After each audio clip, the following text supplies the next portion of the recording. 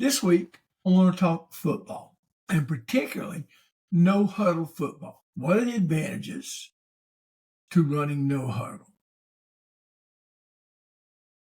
Easy ways to call your formations and to call your plays to keep life as simple as you can possibly make it for your players.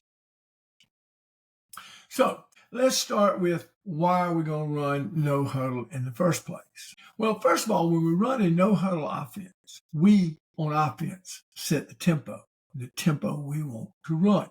A lot of people get the idea that if you're running a no huddle offense, that you're just going fast all the time. Well, that's not the case at all. You can go slow, you can go fast, or you can go really fast, which is what we call hurry. So this no huddle offense can be very good, for example, for running out the clock. Your quarterback doesn't have to worry about getting in and out of a huddle at the right time. You're lined up. He gets his play very early, and then he can simply look at the play call so he knows when to snap the football. He's in no hurry. There's never a panic because it's what the players do. It's what the players are used to doing every day. They see hurry as a good thing. The defense is on the run, not the offense. It's not a desperation thing. It's not, oh no, we got to hurry because we're behind. Or, oh no, we got to hurry because there's only a little bit of time left on the clock. No, this is just what you practice every day. So a 2-minute drill, for example, is not special. It's ordinary. You also, with a no huddle offense, get more done in practice. You're not wasting time getting in and out of a huddle. Everything is done from the line, and we practice at a fast tempo. Players learn how to focus on the run when things are being done quickly. So how do you get the plays in from the sideline? Now, there are lots of ways of doing this. We generally just call in the play verbally to the quarterback. Now, we do have wristbands with a numbering system, but those are just in case we need it. We think maybe somebody has stolen our signs. But you can use hand signals. You can use picture cards. You can use numbers and colors on a wristband, for example. It's best to keep it as simple as possible. Don't overthink it. Don't make it very complicated. So how do we call formations? How do we signal them in? We try to make it simple, like I said. So our formations are based on where the tight end is going to line up. So our basic formations start with spread right and spread left. In spread right, the tight end is to the right. In spread left, the tight end is to the left. Okay? Spread right tells that tight end he's out in the slot. So where's the tight end? So to get these formations in, we hand signal formations while the team is coming back from the previous play. And only the tight end and the halfback, the H-back, are usually involved in this. Most years, we don't switch the wideouts. Some of that depends on how fast we want to play as to whether or not we switch them. Switch them if you want to, it doesn't matter.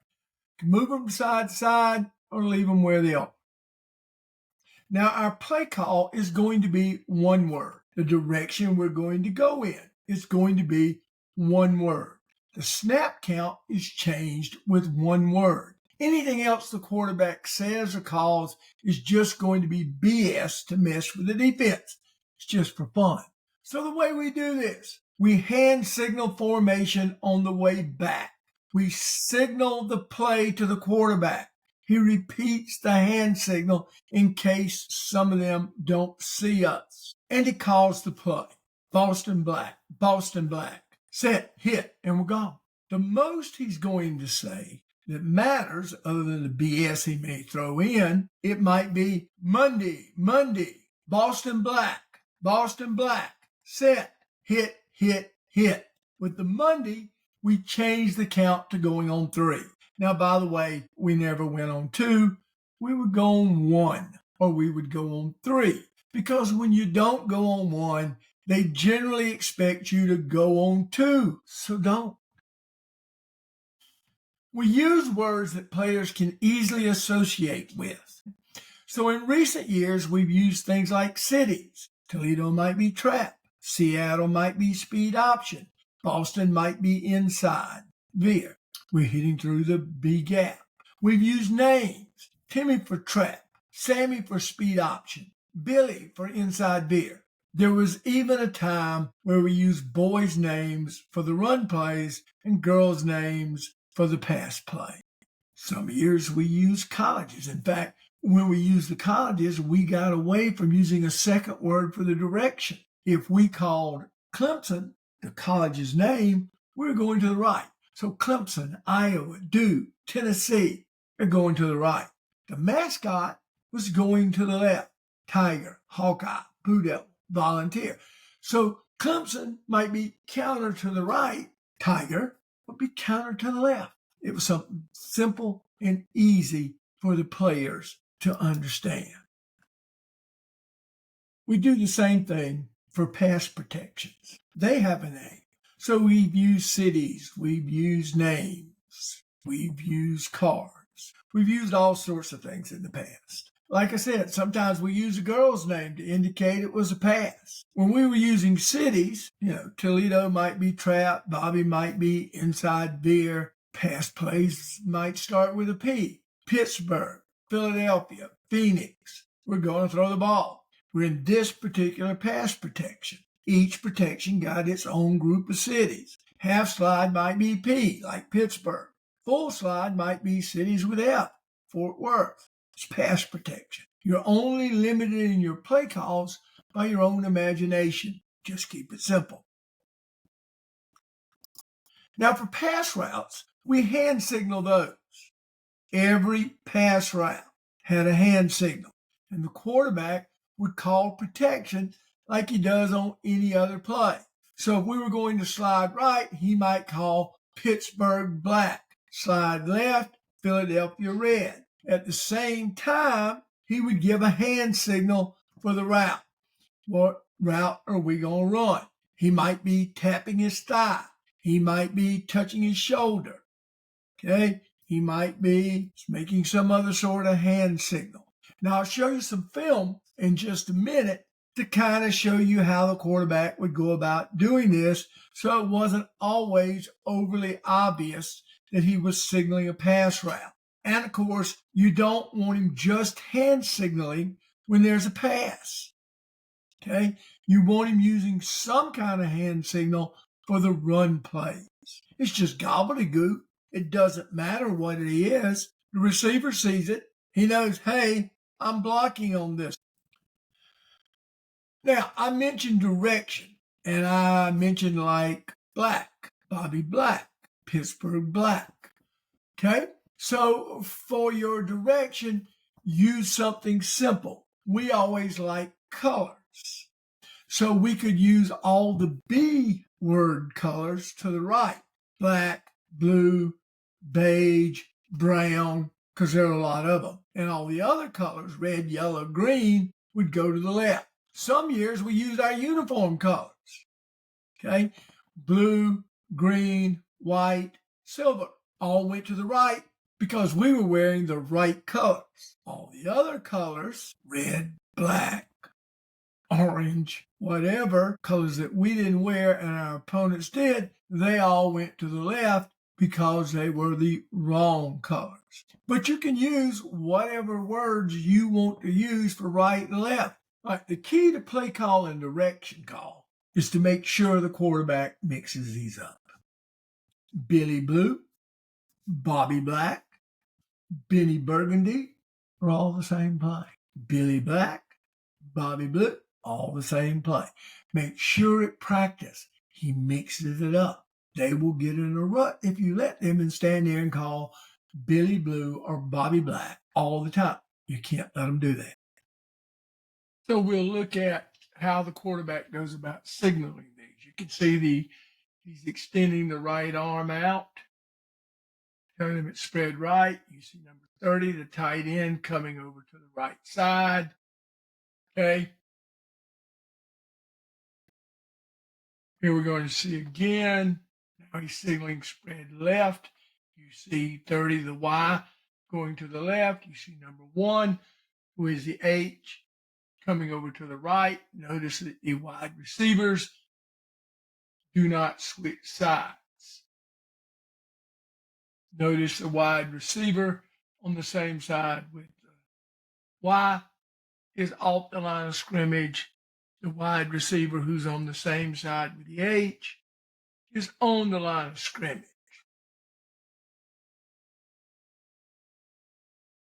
Quarterback coming back now. He's going to give again, spread left. See 30 heading that way. Then he changes to spread right. You notice 30, the Y, comes to the right. He's on the slot on the line of scrimmage. Number 1's on the left. Okay. He gave them a little gobbledygook signal, like tapping on his face mask then to indicate that it was going to be a run play, not a pass play.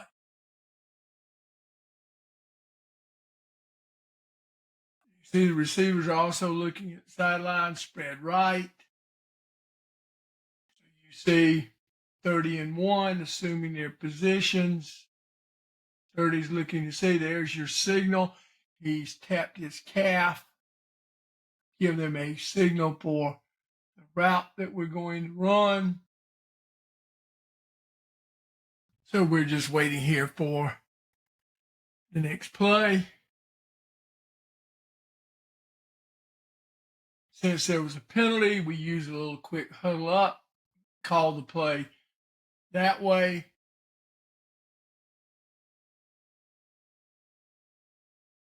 Again, notice as soon as the play's over, the quarterback is looking towards the sidelines, but he's also walking towards us so he can kind of hear the play caller, get the play call from us. And then he'll give it to them. So he gave them the little spread right, barely, but he told them as he passed those receivers exactly that it was spread right instead of spread left. Okay. A little nothing gobbledygook signal. None of their pass routes, so they know it's run play. Spread right. Notice we're not in any hurry here. This isn't hurry. Spread right.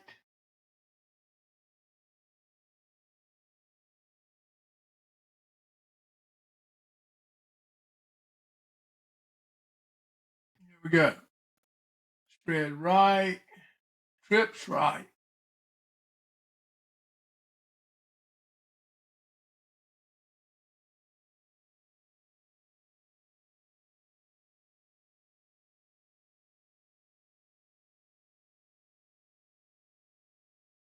So not really complicated. And again, we're no huddle, but you can see obviously we're not in any hurry here.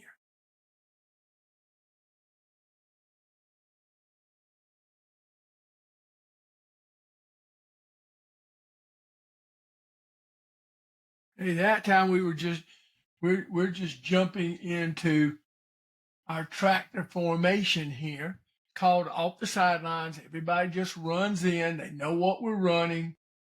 Short yardage situation.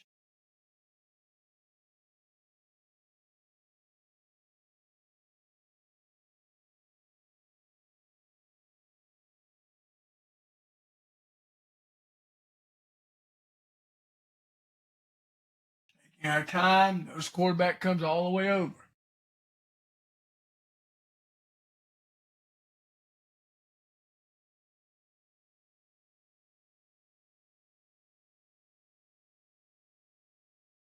Okay, he gets the play right there on the sideline. Now he signals spread left. Tapping the top of his head. Give a signal there.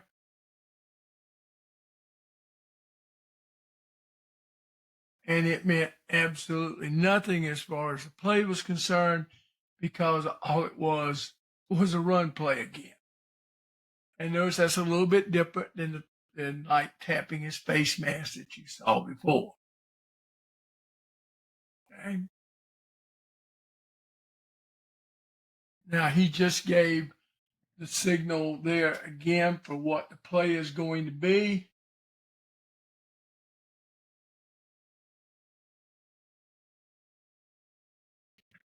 The play was not a quarterback draw. It was a pass route. So spread, like I said earlier, spread tight end is going to be in the slot to the call side. So spread right, he's going to be to the right. The H-back is going to be in the slot away from the call. As I said earlier, the wide receivers are not going to flip-flop. The wide receiver on the tight end side is going to be off. The wide receiver on the side away from the call is going to be on the line of scrimmage. Okay, so spread right call, wide receiver is off, wide receiver on the left is on. Spread left call, wide receiver on the left is on, wide receiver on the right is off. This is what our formation would look like. Running back would be one side or the other depending on the play that we were running. And he would know, according to the play call, which side he should be on. There's no call for him. And this is how we signal it. Spread right, you can see Coach has his arm extended to the right with the palm open. Spread right. Everybody on the field knows where to line up. They look over, they see the coach and the quarterback with that hand out to the right. They know how to line up. Nobody's got to call anything to them. They all know from the hand signal. You can't get much simpler than that. By the way, how does the wide receiver know whether he's on or off? If the hand's extended towards him, he's off. The hand is extended towards him, he's off. So, tight. Tight is the same as spread. The only difference is the tight end now is not in the slot. He's lined up tight. For us, that would put him 3 to 4 feet outside the offensive tackle to the call side. For you, it's whatever split you use with the tight end. Okay? The H-back, he still stays in the slot. He didn't change. The wide receivers are not flip-flopping. They're staying exactly where they would be in spread. They're still going by, is the arm pointed at them? If the arm is pointed towards them, they're off. If they're on the other side, they're on.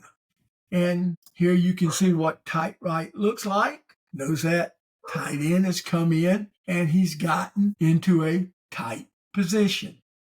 Okay? The hand signal for that, okay? You see, now we've got a fist instead of an extended hand. We have a fist. The fist indicates to the Y, to the tight end, that he's now going to be tight. We don't have to be yelling stuff out there. The players see the coaches or the quarterback standing there with the arm extended, in this case with a fist, and everybody knows exactly where they're supposed to go. And they go get lined up. You're ready to go in seconds. You shouldn't have people running around all over the place. Now we have trips, or is what many people refer to trips open. Call it whatever you like. You may have your own terminology for it. In this, the tight end will be to the call side because, let's see, the tight end is always to the call side. He's going to line up about 5 yards inside the wide receiver. The H-back will be on the same side with the tight end now, instead of being opposite. He will be about halfway between the tight end and the offensive tackle. Once again, the wide receivers are not going to flip-flop. The wide receiver on the tight end side is off because he always is. We've got a hand signal towards him, telling him that he's off. The wide receiver away from the tight end is going to be on. Tight right, wide receiver on the right is off, wide receiver on the left is on. This is the formation. 3 receivers to the right, 1 wide receiver to the left. Tight end, the Y, as always, is on. The H is always off. The wide out on the same side with the tight end is always off. Simple stuff. So how do we signal that? Okay? All right. So we give the formation for spread. So trips right, we give the signal for trips right, which is extending the open hand to the right. And now we take the left hand and we bring it over, put it on our arm. That's now trips. Basically, what we're saying to the H-back is, come on over to the spread side. So spread right goes into trips right when we bring the arm over. Spread left becomes trips left when we bring the arm over. And usually we'll make it very obvious to them. We won't just stand there. We'll usually be tapping. That way they know for sure exactly what we're doing. We're not just scratching our arm. So then we get the tight trip. Okay? In tight trips, the tight end is going to line up as a true tight end. For us, 3 to 4 feet outside the offensive tackle to the call side. You use whatever split you normally use with your tight end. Just like in regular trips, the H-back will be in the slot to the call side. Once again, the wide receivers are not going to flip-flop. They know whether to be on or off according to where the arm is pointed. Pointed at them, they're off. Here's what that looks like. That's tight trips. You may have your own terminology for it. That's what I call it. Because we got a tight end to the trip side. Great formation. Great formation. One of my favorites right there. And here's the signal. You may have already been able to guess. We got the fist. The fist tells the tight end to line up as a tight end. The Y is now a tight end. He's not in the slot. The fist is there rather than the open hand. And once again, we're telling the H-back, come on over to the tight end side. Very simple. The kids understand that. They understand an open hand. They understand a fist. They understand you tapping the arm. That all means something to them. And then we have tight weak or trips close, whatever terminology you use. So we're still going to have a trips formation, except in this case, we'll have a tight end on the backside instead of a wide receiver. Now, how are we going to do this? We're going to have to make a personnel change. Generally, we're going to have to make a personnel change. Unless that wide receiver we've got, it can come in and play tight end. Generally, a personnel change. Okay? The tight end on the call side is going to be 5 yards inside the wide receiver, just like before, just like in regular trips. That Y is going to be 5 yards inside the wide receiver. The H-back, just like in regular trips, is going to line up halfway between the tight end and the offensive tackle on the call side. That part of the formation is exactly like regular trips. The second tight end, the one on the backside, is going to line up as a true tight end. That's what we're doing here. Formation looks like this. Call it whatever you want to call it. This is the formation. To call this, to signal this, we signal the same as trips. We signal the same as trips. But then the quarterback is going to extend his other arm and make a fist, indicating there's a tight end on the backside. So trips, tight end. Trips, tight end. Tight wing. Tight end's going to line up just like a true tight end. Okay. H-back's going to be on the slot away from the call. Wide receivers are not going flip-flop. All of that, just like we normally line up. It looks like this. And we signal it like this. Okay. The same as tight, which would be an extended fist, except instead of keeping it out, we're going to hold that fist downward, like it's a wing. It's a wing. So there you see tight wing right, tight wing left. This makes sense to the kids. It's easy to signal. They make a connection with it. You don't have to yell out a whole lot of stuff to them. You're just giving them an alarm signal. So we can use trips with a tight end and a wing. Keep the tight wing signal. Bring the other arm over like the signal for trips. Okay? Tight wing. Trips. Split in with a wing. Keep the same wing signal. Open the hand. Trips and a wing with no tight end. Signal wing with an open hand. Bring the other arm over like the signal with trips. Now, obviously, you can do whatever you want to do, mixing these things around, but this is a very simple system that worked for us for years. And when you're doing this going no huddle, it doesn't matter if the other team knows what you're signaling. Your players are going to line up immediately. And once your players are lined up, they know what your formation is anyhow. So don't worry about it. Doesn't matter. How about if we want to go with 2 running backs, 2 guns? We can make our signal for spread or tight. We're going to bring the H-back into the backfield to be the second back. We may substitute. Depends on the abilities of the H-back. And he'll just line up on the opposite side of the running back. That doesn't matter. There's your 2-gun look. Again, we can bring it in, have a tight end. This is spread right, 2-gun. That's a lot of words to say, but it's not a lot of words for us to execute.